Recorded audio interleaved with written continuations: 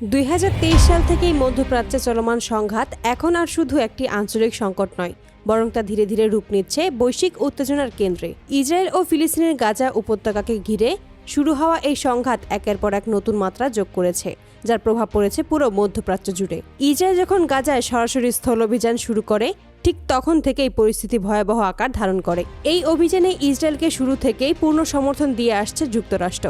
অস্ত্র, অর্থনৈতিক সহায়তা এবং কূটনৈতিক ঢাল সব দিক থেকেই ইসরায়েলের পাশে দাঁড়িয়েছে ওয়াশিংটন। কিন্তু দীর্ঘ এই সামরিক অভিযানের সবচেয়ে বড় মূল্য দিতে হয়েছে ফিলিস্তিনের সাধারণ মানুষকে।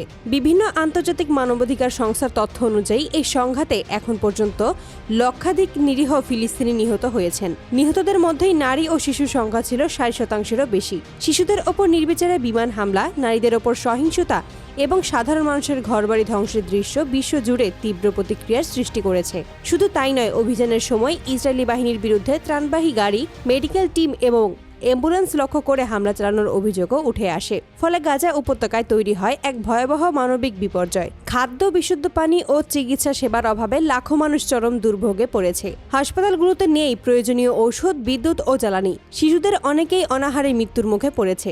এই পরিস্থিতিতে মুসলিম বিশ্বের বিভিন্ন দেশ ফিলিস্তিনের পক্ষে অবস্থান নিলেও কূটনৈতিক বিবৃতি আর নিন্দা প্রস্তাবের বাইরে সরাসরি সামরিক পদক্ষেপে কেউ এগিয়ে আসেনি। ঠিক তখনই আলোচনার কেন্দ্রে উঠে আসে ইরানের নাম। বিশ্লেষকদের মতে শুরুতেই ইরান পরোক্ষভাবে ফিলিস্তিনিপন্থী বিভিন্ন গোষ্ঠীকে অস্ত্র, প্রযুক্তিগত সহায়তা ও সামরিক প্রশিক্ষণ দিয়ে আসছিল।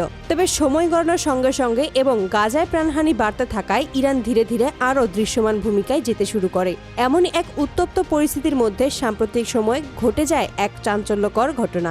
বিভিন্ন সূত্রের বরাতে জানা যায়, মধ্যপ্রাচ্যে অবস্থিত একটি মার্কিন সামরিক ঘাঁটিতে ইরান ড্রোন হামলা চালায়। এই হামলায় অন্তত 13 জন মার্কিন সেনা নিহত হয়েছে বলে দাবি করা হচ্ছে। পাশাপাশি ব্যাপক ক্ষয়ক্ষতিরও খবর পাওয়া গেছে।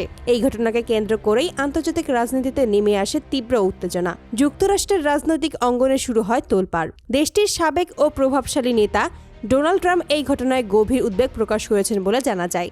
তবে তার কপালেও চিন্তার ভাঁজ স্পষ্ট হয়ে ওঠে, বিশেষ করে মধ্যপ্রাচ্যের যুক্তরাষ্ট্রের সামরিক ঘাঁটির নিরাপত্তা নিয়ে। বিশ্লেষকদের মতেই এই হামলা যুক্তরাষ্ট্রের জন্য শুধু প্রাণহানির বিষয় নয়, বরং এটি একটি বড় কৌশলগত ধাক্কা।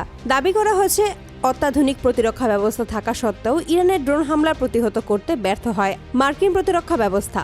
কোথাও কোথাও বলা হচ্ছে, আকাশ প্রতিরক্ষা ব্যবস্থার সীমাবদ্ধতাই এই হামলার সুযোগ তৈরি করে দেয়। এই ঘটনার পরপরই ওয়াশিংটনে জরুরি বৈঠক শুরু হয়। উচ্চ পর্যায়ের সামরিক ও গোয়েন্দা কর্মকর্তাদের সঙ্গে একাধিক বৈঠকে বসেন মার্কিন নীতি নির্ধারকরা। প্রেস ব্রিফিংয়ে বিষয়টি নিয়ে কড়া ভাষায় প্রতিক্রিয়া জানানো হলেও সরাসরি সামরিক জবাবে বিষয়ে এখনও চূড়ান্ত সিদ্ধান্তে পৌঁছয়নি যুক্তরাষ্ট্র।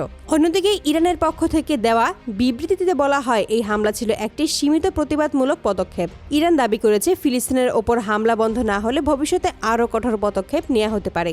ইরানের ভাষ্য অনুযায়ী তারা যুদ্ধ চায় না, তবে নিরীহ মানুষের ওপর নির্যাতনের বিরুদ্ধে চুপ থাকতেও রাজি নয়। এই পরিস্থিতিতে মধ্যপ্রাচ্য জুড়ে নতুন করে যুদ্ধের আশঙ্কা দেখা দিয়েছে। ইরান ও যুক্তরাষ্ট্র সরাসরি সংঘাতে জড়িয়ে পড়লে তার প্রভাব শুধু এই অঞ্চলে সীমাবদ্ধ থাকবে না, তা ছড়িয়ে পড়তে পারে পুরো বিশ্বে। জ্বালানি বাজার থেকে শুরু করে বৈশ্বিক নিরাপত্তা সবকিছুতেই পড়তে পারে ভয়াবহ প্রভাব। বিশ্লেষকরা বলেছেন, এখন সবচেয়ে গুরুত্বপূর্ণ বিষয় হলো কূটনৈতিক সমাধান। কারণ একটি ভুল সিদ্ধান্তই পুরো অঞ্চলকে ঠেলে দিতে পারে সর্বাত্মক যুদ্ধের দিকে। গাজায় যুদ্ধ বন্ধ, মানবিক সহায়তা নিশ্চিত করা এবং বড় শক্তিগুলোর সংযম, এই তিনটি বিষয়ই এখন সময়ের সবচেয়ে বড় দাবি। শেষ পর্যন্ত প্রশ্ন থেকেই যায়, এই উত্তেজনার শেষ কোথায়? ইরান কি আরও কঠোর অবস্থানে যাবে? যুক্তরাষ্ট্র কি সামরিক প্রতিশোধ নেবে, নাকি কূটনৈতিক আলোচনার মাধ্যমে পরিস্থিতি নিয়ন্ত্রণে আনা সম্ভব? উত্তর দেবে সময়। তবে আপাতত মধ্যপ্রাচ্যের আকাশে যুদ্ধের মেঘ আরও ঘন হচ্ছে, আর গোটা বিশ্ব তাকিয়ে আছে সেই অগ্নিগর্ভ অঞ্চলের দিকেই।